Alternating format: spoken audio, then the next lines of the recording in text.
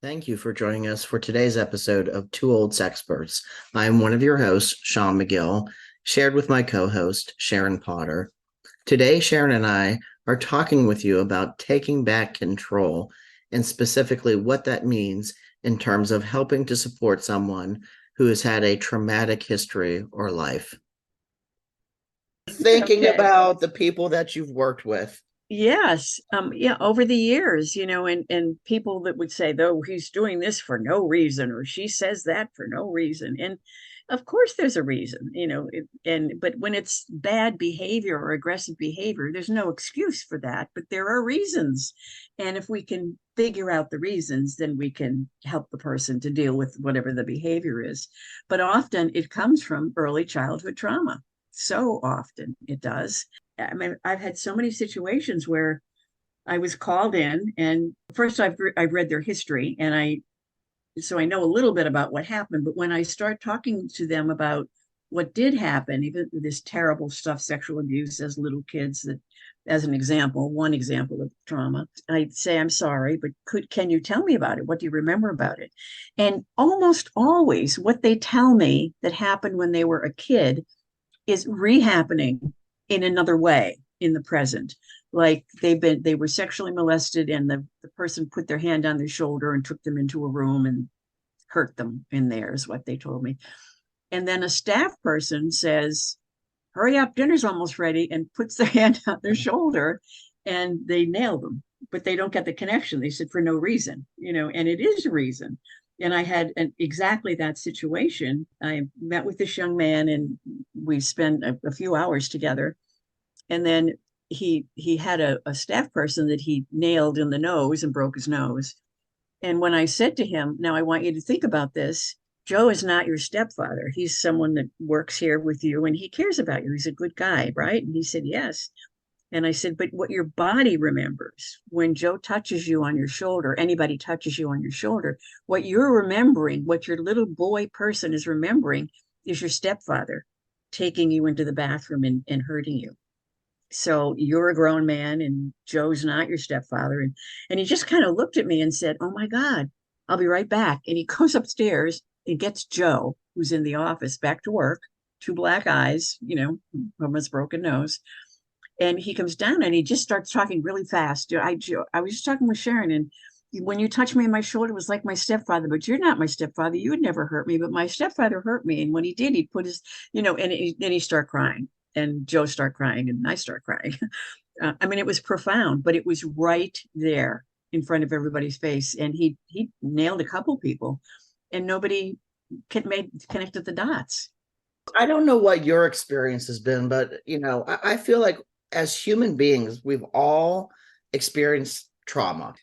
In order to be living, you are subject to some form of trauma. And we tend to go to the worst case scenario too. Yeah. Sexual abuse, rape, physical abuse, that sort of thing. But there are what we call macro traumas and micro traumas. So even things Yes. like parents being divorced or moving multiple times because you're part of a military family. I mean, those are also traumatic events. My experience has been that it's easier to work with people with intellectual disabilities and autism spectrum disorders to work through the trauma than it is for neurotypical people. I think you're right. And I'm not sure why, but they are more apt to tell us what happened in a discussion. I mean, people open up to me, but I mean, I think I've shared with you before that I have a history behind me as well of some sexual abuse as a kid by a family member. And I didn't even know it happened until I was in my 40s. It was so buried, I had no idea that it was even there. And dealt with it and confronted the person who apologized and cried, and I mean, it was a pretty profound situation. But for me, it enabled me to work with sex offenders, because there's a difference in the fact that they've sexually offended and who they actually are. Yeah. And they're two different things. And I loved that work. This man that abused me was a good man. He was a very decent, good man, had his own history of abuse and poverty behind him. And then there are people who never deal with it, and they're walking around wounded. Oh, I could have been this, I could have done that if it wasn't for the abuse. It just broke me. well, you don't have to stay broken, but to dive into that pain, I understand why people don't do it. As the saying goes, I can't help you out, but I can help you through. Be with you if you want to dig down into that, and I'll be there for you and we can figure it out. But if you never deal with it, you have a 50-year-old that something happens and they punch the wall or they punch their partner or whatever because they just are so full of internal rage and pain. Yeah, it's a really serious thing, and I actually deal with this a lot. I don't know why why I seem to get so many of these cases. I think it's because I'm older, and young people seem to open up to me about a problem, and I also tell them there's nothing that they can't tell me or ask me. And I say if they tell me something that involves another person that they've harmed in some way, that I'll have to report that, but I will stay with them through whatever happens, and that makes a difference. It really is. Or people, maybe they haven't been physically touched, but they've witnessed abuse, other sexual abuse, or some kind of violence, or pornography that is just, they don't understand it. They're 4 years old and they're watching this stuff. They don't have any idea what it is, and it looks scary to them. The people that we are supporting, that the demographics have changed significantly too. So even for me, looking back 28 years ago when I first started, it was more your typical behavior challenges, maybe would get aggressive if they were uncomfortable with something, cute little people with Down syndrome who might Yeah. just want to eat excessively, that sort of thing. Those days are over. I mean, the vast majority of referrals that we see now are very complex cases peppered with significant trauma too. And I feel like we're seeing a lot more of that. I mean, these are people that historically would have been placed in state hospitals, and Yeah. there would not have been opportunity for them to go anywhere. Yeah. And now we're having to work with folks in community settings to manage this sort of stuff. And I think the hardest part is helping people, the staff, understand what could be a manifestation of trauma and separate that from just a quote unquote behavior. I mean, one of the things that I've seen several times, not only in people that have any kind of a disability, but in the general population, if a young man, a boy, has been sexually molested by a man and it continues over time, I mean, it's illegal, immoral, all of that, but sex feels good. So if it continues without the young person being, I mean, emotionally, they're being damaged because they can't consent, they're kids. From their point of view, it looks like it is consensual when they look back on it because they didn't like fight it off or anything. They have a struggle trying to figure out if they're straight or gay. Well, I liked that. Oh, there's so many issues. One of the places that I start at, I do a impact of trauma training, and so I try to just review what are some of the symptoms or the behaviors that you may see. There's an overwhelming need for control. So people may correct you on every little thing that you're doing. They may insist on things being a certain way. And that gets really tricky because we're supporting people on the autism spectrum too. So the delineation between what's a symptom of autism versus what's a symptom of trauma can get very tricky too. Oh, yeah.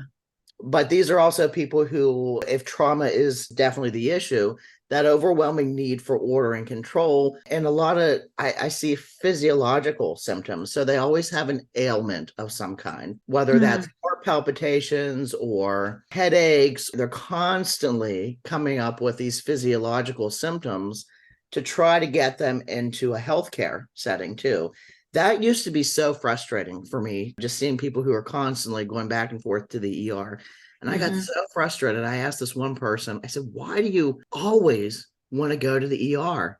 And she said, one, I get the attention that I like in the hospital. Two, I feel safer there. It's very Well, predictable in that setting, isn't it? it is. It sure is. Yeah. Yeah. I mean, it's so rampant. When you think about the level of abuse, the percentage of people that have had some kind of sexual abuse or some kind of trauma, it's just incredible in this population. It's, what is it, 75% or something like that? It's outrageous. I mean, Yeah. you read it like Okay. 4 times more likely to 8 times more likely Yeah. sexually or physically assaulted. And I remember a gentleman that I worked with who was damaging his penis. And the way he was doing that was he wouldn't touch it. So if he had to urinate, he would get a stick or a spoon or something to pull it out of his trousers and then to stick it back in. And it all came from when he was a kid, he was caught masturbating. And they said, don't ever touch that again. You'll go to hell. So here he was in his 20s. I mean, it was just so bizarre. Like, how could it have gone on that long? I mean, really. And, just talking to him about, no, it's healthy, normal, private, whatever. And he had scars all over. I mean, it was just really, really awful. And nobody knew quite what to do about it. And nobody could figure out why. Nobody asked him why, because everybody's uncomfortable with, not everybody, but so many people are uncomfortable about specific issues like this. And they just would rather not talk about it. I had one too. He was stabbing pencils and forks and knives into his penis because his mother told him if he touched it, it would fall off. It's crazy. But then the referral is, we have somebody who's engaging in deviant sexual behavior. And I'm going, well, I don't know of anyone who like purposely like stabs forks and knives into their penis for sexual pleasure. Like, tell me more about that. I want to know. Yeah, exactly. Yeah. The things that people grow up with believing, the people we support because they were told that. I remember a man that I was working with, and he was in his 40s, I guess. And at one point I asked if he had a girlfriend or boyfriend, and he said no. And he was a nice guy. And I said, why not? He said, I don't like this word, but he said, no, because I'm retarded. And I said, well, what does that have to do with it? You're a nice guy. And he said, well, my parents told me the things that I can't do because I'm retarded. And he never did. And he was perfectly capable of having a relationship with someone else, and his life would have been much fuller. But I mean, I suppose parents told their kids that because they wanted to protect them in some way. But it does exactly the opposite. Right. So disabled or non-disabled, let's sort of like tap into, how do we help people? How do we help people move through the trauma? I always say, you don't forget it. We can't perform a lobotomy and like erase a part of your memory. And there's no pill that's just going to make things go away. But how do you start to move through it? I mean, the first step is a person has to acknowledge that there's an issue and want to change it too. I think that's the most important element, disabled or non-disabled, if you're helping someone trying to move through trauma. Curious to see how you feel about this to EMDR. I just recommended it for the third time for someone. And this most recent one was a young man whose mother was addicted to drugs, and he was born when she was in a treatment program. She came out and she was okay for a couple of months, but then she started to use again. And she gave him to a neighbor when he was 1. And then he was there for a year or so, and then they gave him to somebody else. And he just got passed around the family or neighborhood. And he was adopted at 6 years old. But the trauma that he had, and what he said to me over and over and over was, I was like trash. Nobody wanted me. They kept giving me away. I was just garbage. At one point I said, because your mom didn't know how to take care of you, and because the people you lived with didn't really know how to be good parents, doesn't have anything to do with the fact that you are a good, decent, wonderful human being. And he said, it doesn't. And I said, no, you are a really nice guy. And he got very teary. I mean, his adoptive parents are astounding. They're doing everything they can to help this young guy. But when I just think about what he experienced, even before he had language. So we're going to see what the EMDR comes out with. And have you used that at all? I have referred a number of people. So people that I've supported over the years, but also friends. Yes.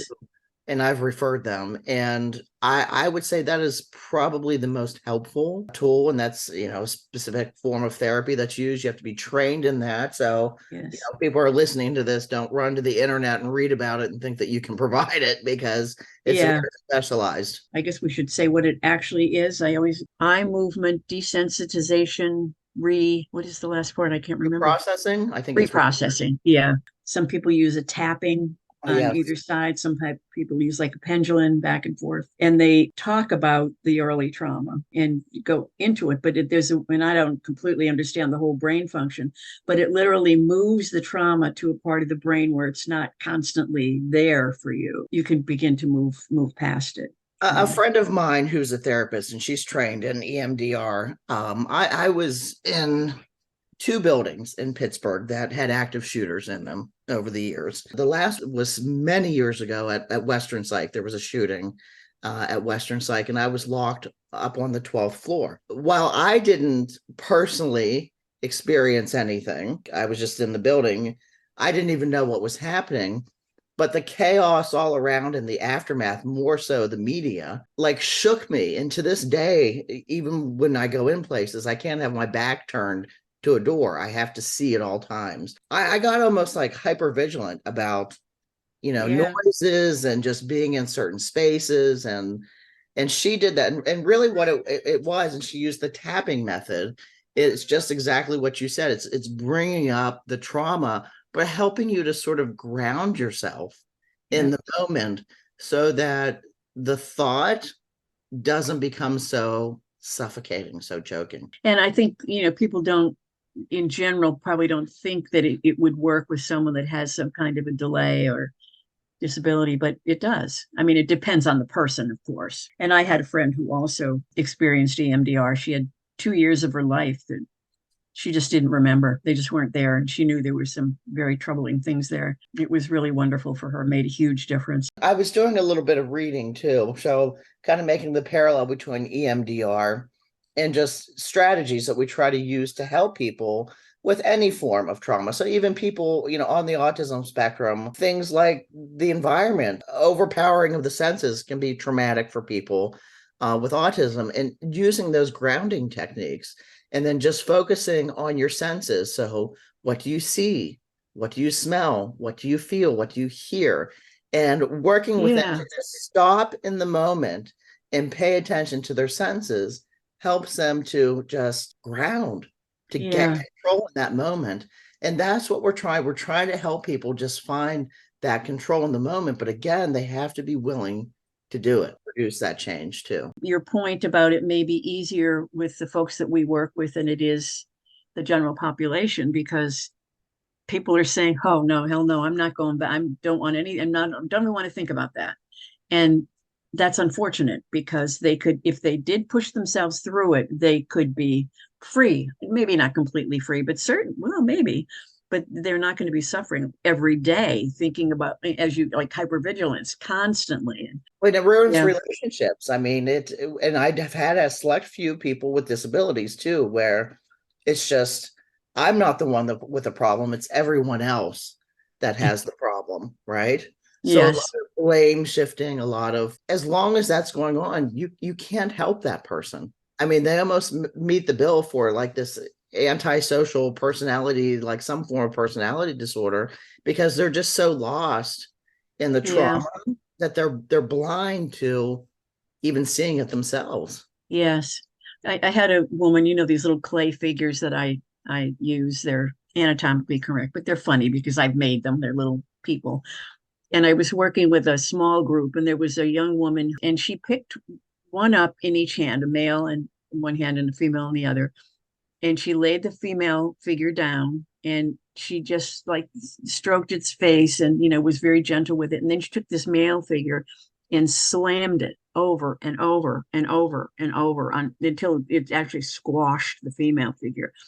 And then she started to cry. And I mean, she didn't make sound. She was so silent, and they knew that she had a traumatic history, but nobody knew what it was. And once they could talk to her about that, it was helpful, and she began to speak again, which was really wonderful. One of the things that I do, and you can use any developmental model, but I use Erickson's stages of development, and I have it on a transparency. And when I'm going over someone's record or meeting with them about their history, and it's divided into like birth to 18 months and 18 months to 3 and 3 to 5, all the way up, far up. I usually go up to 12 or 15. But it talks about what happens to a person, what should happen developmentally in a person's life at those ages. And I overlay that with their history. And it's astounding what you will see happen in their life. And it could be their dog died, the kid was hospitalized, they were put into foster care.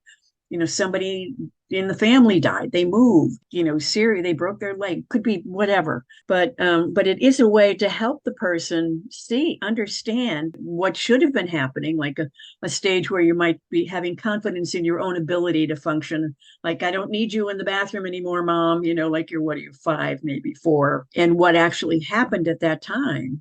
And it's traumatic. It's, you never did follow through on that development. It's a crack. I find that very, very helpful. That's actually a really good recommendation, I think, for people to use, because I think it can help educate people and give them a little more insight into their lives. And Yeah, again, it's not to come up with it. I always tell people we can't have excuses. We have to work through the problem. We have to keep working exactly. through the problem. I mean, I just can't say enough about direct support professionals. Direct care staff should be this, and I think they are the strongest link in the chain. They're the ones that are there at 2 a.m. They're the ones when somebody's sick, or when their boyfriend or girlfriend broke up with them, or when they break their foot, or whatever it might be. They're the ones that are there. But they're also the ones, just like us, that are dragging around their own baggage. And so it's hard to look at a person that you care about, that you're responsible for in some way, and talk about sexual things and trauma when you may have your own behind you.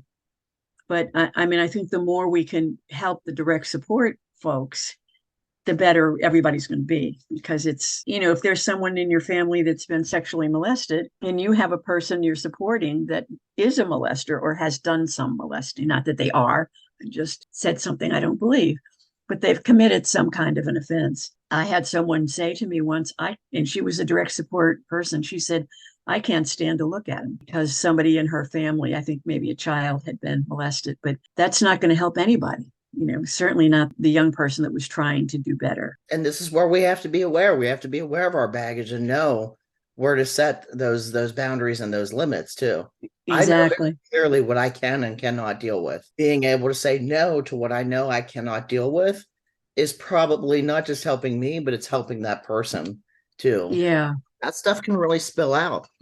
Well, it can. It really can. I mean, I think the only thing I can't deal with is or sociopaths or psychopaths, because everyone that I've met it fits in that category is attractive. They have an attractiveness about them. They have very bright eyes, and they smile, and they look right deep into your head and your soul, and they lie. No way. Somebody else can do that, but I But they're can't. not even aware that they're lying. They think they're being truthful, and you're the one with Well, that's true. Yeah, that's true too. Yeah, they aren't aware. the direct care side. I mean, they're the ones living it because they're living literally with folks on shifts or in block shifts or whatever.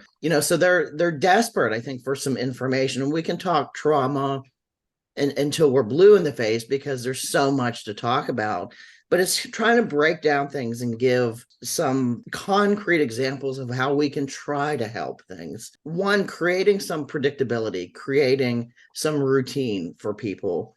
If you've suffered trauma, that predictability, that safety and predictability and routine is so important. But also working with permission. So this is what I tell people: don't do anything unless you've asked for, especially touching people. So Yep. even if the person needs help with the zipper on their jacket, you always ask if Yep. it's okay if you touch the zipper to help them. And even if a person can't talk, they'll let you know very clearly if Yep. they're okay with it or if they're not. That's giving that control back to the person too, in some way. Yeah. Yeah. I think I've mentioned this to you before, but I did a class for adults, and I talked exactly about that. And when the class was over, there were about 12 or 15 people, I guess. Different people came up and said, that was great. I thank you. I really appreciated it. And this one young man came up and said, I got so much out of this. I really appreciate it. Thank you so much. And I reached over to tap his shoulder and say thank you. And he put his hand up and said, please don't touch me. I was mortified, because I had talked about touching people during the past 2 hours before that. Then what I said to everybody, I want you to know what I just did. I'm a touchy person, so all of us, we have a learning curve there, and ever want to upset anybody. And I apologized to him, and he said, oh, that's okay, no big deal. But the fact that he could say to me, please don't touch me, was huge. For years, people were hugging people with disabilities like they were toddlers. Well, you shouldn't be hugging toddlers either if you don't know them, but it's just important to understand all that. But you're right. If somebody needs help, personal hygiene issues, I mean, they need help. They can't do that themselves. But I think just to say, do you want me to help you with this? It's so important instead of just, all right, come on, let's go. Because if anybody can touch them in the system, then anybody can touch them anywhere where there's no boundaries. And Right. that's what happens to a lot of people. They're just so used to being touched by strangers that they don't even know they're being abused. We have to really challenge ourselves and push ourselves to be open to the idea that people can learn things too, no matter how old they are, or no matter how disabled you think people are. We can teach people new things. So if someone's needed help for, showering for 20 years, did we really try to work with them to teach them some independence? If you can move, Yeah. if you have the dexterity and the physical ability to move your body, you can learn to Yeah. shower, clean yourself. I've put visuals in the showers where I've laminated them, I've stick them up. Okay, step one, here's what we do first, and then I'm sort of just talking them through without me even touching them, Yeah. unless they absolutely need it. But I'll work hard to get people to be as independent as possible to reduce the risk of them Yeah. being touched by someone that maybe you can't trust. And how do you know if you can trust someone or not? You don't know. Exactly. And I also think of, people referred to as promiscuous, just having sex with everybody. Well, why? Why is that? And they get labeled, particularly young women. I don't know if they get labeled anymore, but they certainly did when I was a kid. But why is that? Well, maybe it's because their abuse was pleasurable and went on for years, and they want that pleasurable part of it, but they don't want an attachment to anybody because that's not safe. So they just go and have quick sex, and people die and get sexually transmitted infections and all of that, and a reputation on top of it, which is, I always think that's so sad, the judgments that happen when people are like that rather than the reasons and how we can help them. Yeah, Mm. I mean, we know people who have been sexually molested or raped. They'll tell you, I feel like I'm damaged goods. Uh, Yeah. so the sexual intimacy is sometimes a little bit easier than the emotional intimacy of trying to form that attachment, because the feelings of I don't feel like I'm worthy, I feel like I'm damaged, is a big challenge for some people too. I worked with a couple. They eventually got married, which was really sweet. He was in a group home, she was in a group home, and they were in the same day program. And he was such an interesting guy, and he was so crazy in love with her. I worked with them separately and then together. I did some counseling with them, but she had a history of trauma that was really bad. She was raped. She had a child at 14 that her mother raised, tied up and beaten. I mean, really awful, awful things. The staff in both of these group homes was arranging get them have some alone time because they wanted to consummate this relationship. But everybody was nervous, and I knew her history, but she hadn't shared it with her boyfriend. So I asked if it was okay talk about it together with him, let him know what happened. So we did, and one of the things I said was, you love each other, and the first time that you actually have an intimate relationship, that you have sex, he could touch a part of your body that caused you great pain. You're going to remember the trauma of being hurt, and you might get really, really scared. And he said, I'd never hurt her. And I said, well, I know you wouldn't, but her body could be remembering this trauma. And just talking about it was interesting. They understood, and she understood too. And I think they did some shoulder massage and some things like before they had actual sexual intercourse. And they eventually got married. But, I mean, how often does that happen too? I can't even imagine if they had gone into that in a loving way and then he did something and she punched him, like that would have been terribly difficult to deal with. The thing that jumps into mind too is trauma can manifest chaos. There are people that we see, again, disabled and non-disabled the same, who just seem to thrive off of chaos. They just create, you can kind of look at people and just see how the course of damage and how, if it's unresolved, how it just spills out and can create a monstrous environment for everybody. Then Yeah. the chaos that some people can create. The one thing that I tell people in teams working in is to always have someone who is the go-to person. There should only be one go-to person, because what you'll see are people who try to split and they try to shift blame. So Oh, yeah. if they go to this person and they don't get the answer that they want, then they go to this person, and then they go to they're constantly trying to go to somebody to have their needs met, but it's like they're a bunch of hamsters just running in a wheel. But one person in charge is the communication liaison, so everything Yeah. kind of filters through that Goes one through person. them. Yeah. Yeah. I always ask people if there was something that, they were upset about or worried about, who would they go to? I always want to be sure that there's someone that they trust enough to go to. I love this work so much. And I think about so many people that have been, their lives are so different, not only because they don't have the same opportunities that many people have, but because they have so much to overcome because they have been mistreated or, back in the day, there weren't even group homes. They went into institutions. I mean, many people tried hard that cared about people, but there was so much abuse in institutions. I have a friend who has since passed on who was misdiagnosed. He had cerebral palsy, but he spent, I don't know, he went to an institution when he was 7 and he got out when he was like 19 or 20 or something. And he told me later, first of all, he was gay, that he literally raped other residents. Because he could. Again, it's how we, the professionals around people, what are our attitudes? What are our hangups? And we need to go down our checklist and try to make ourselves better so we can support people in a positive way. We did safe options. That was more than 20 years ago. That's crazy. The reason we did it was I had a committee, and it was a Department of Welfare, Corrections, Children, Youth, what have you, talking about issues around sexual abuse and trauma and offending and all of that. Lance Couturier was the psychologist for the Department of Corrections. So he knew I was in graduate school getting a degree in human sexuality.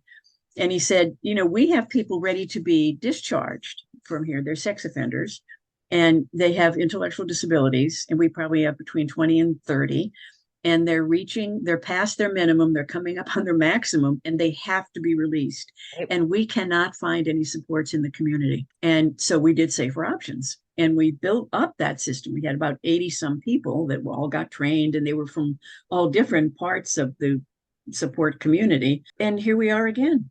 Here we We're are right again. back at square one. Those people have retired or moved on. And We have even more intense issues than we had 20 years ago. well, we certainly have the LGBTQ issues that we didn't really, maybe we had them, but nobody was even talking about them. But now they're very much part of the problem. Like someone called me once from an agency and they said, we have a guy here who says he's gay and, we want to be helpful, but we don't know what to do. We don't want to go to a gay bar. I said, well, really? Like, oh, okay, then. I said, well, why don't you find a gay hiking club? It wasn't that they didn't care, they didn't want to, they Yeah. just didn't know what to do. I always think it's so funny, like the gay lifestyle. What is that? Some of us are straight, some of us are gay, some are trans, and our lives are our lives. We have our families, we have, this, we have that, and it just makes no sense at all if you think about it. Yeah, the gay lifestyle. There's just so much anger and hostility too. When I think about, God, now I feel like my grandparents saying, way back when, when I was, we didn't have such hostility. At least I don't feel like there was such hostility. I mean, just no matter where you go, people just seem angry. I remember telling my grandmother, who I adored, she was just an amazing woman. I was explaining to her what a lesbian was, the two women who love each other. They're more than friends, they really love each other romantically. And she said, well, that's lovely. Period. Period. If somebody loves somebody else, isn't that lovely? It is. It's not all downhill because there are some educating people and educating staff. And I always think the same information should be going to the people we support and to staff, just you present it in a different way. If I'm talking about sex education, and body parts and what they do. I do that with the word and some graphics maybe with staff and go into detail. And when I'm doing it with people who are in the system, I do the same thing, but I ask them for other words that they might use because they might not use ejaculation or whatever it might be. You just break it down and take it slow and easy and get feedback. That's the biggest thing for me is if you're working with staff, I mean, you can say, does anybody have any questions? But if I'm working with individuals in the system, I always say, one of you tell me what this meant or tell me what that meant. So I know that they've gotten it because sometimes we give them information and leave. I'm burning out, and it's not the people that we support. It's not even the issues that we keep talking about. It's the system that's burning me out. So, just hearing you say, safer options 20 years ago, we were working on positive approaches. Even before that, people still they don't get it. They don't understand what it means. And I feel like I'm beating my head against the wall. Like, come on, folks, Yeah. And I got an email this week. They wanted my feed and they had all these questions they wanted me to answer about supporting people with autism and who are expressing gender diversity. And all these questions were related to how do I address that in an FBA? How do I develop a behavior support plan? And I said, I can't answer your questions. You got to back up and understand this isn't a behavioral issue. Exactly. Yeah. We're constantly in the system still trying to put everything and everyone in a box. And you can't do that. If a person is suffering through memories of trauma, what's your best advice to them? Talk to someone, tell someone, and ask for help. Say, I don't want to be angry. I don't want to be scared. Can you help me? But how often do the folks we work with do that? I don't know, unless they have you there, you know? But we can all make ourselves vulnerable and sit down and say, I see you're having a hard time. Yeah. I know this part of your story. Tell me more if you want, if you're comfortable. Well, exactly. And once we're in, we have access to records. So we know going in, meeting with someone, some of their past, and which is always fascinating to me because the agency has the information as well. But when I get it, I see it from another perspective somehow. And I can say to the person, I know some things happen to you, or I'll talk about consent and say, do you know what it means? And they usually say yes. And I say, did anyone ever touch you without your consent or hurt you in any way? And they just say, yeah, well, yeah, this one and that one. And explain to them how that's connected to their behaviors. And let's talk about it. The first step is to talk about it and know that that's okay. You didn't do anything wrong. You were taken advantage of, and that shouldn't have happened, but it did. And you're here now, and you don't want to be dragging this around the rest of your life. Thank you for joining us for today's episode of Two Old Sexperts. Stay tuned. Our next episode will be coming soon.